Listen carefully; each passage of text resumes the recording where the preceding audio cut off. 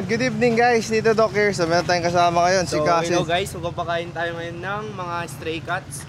Sa akin, tsaka kay Kuya ay stray dogs. Ang target natin ngayon is makatakbo tayo ng aerobic run 6.44. And then gusto ko rin continue yung series natin last time, which is yung pause for the strays. It's day 2. Kung may makita tayong stray, may dala tayong pagkain dito. Try niya makaharap ng pusa, try ko makaharap ng aso. So tara, aerobic run. Let's go! Ewan ko kung naintindihan yung last.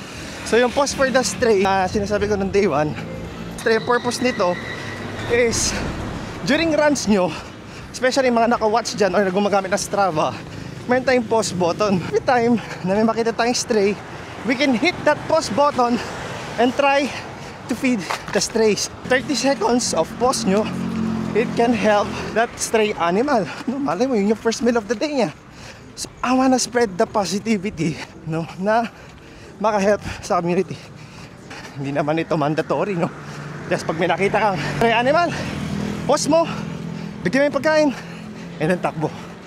Napaka-kaikli, pero it can be, pag naging movement ito, for sure, mababawasan natin ang mga nagugutom na hayop. Yun lang, napaka-simple. So tara, takbo tayo. Natin si Justin guys, may isa tayo na sa movement. And hopefully, sa LU running community, sunod sila dito sa movement na ito. Pusa spotted. Dalawa muna sa kanya. Pause for the stray. So let's na, naka-pause na yung watch ko. Yung aso doon inggit.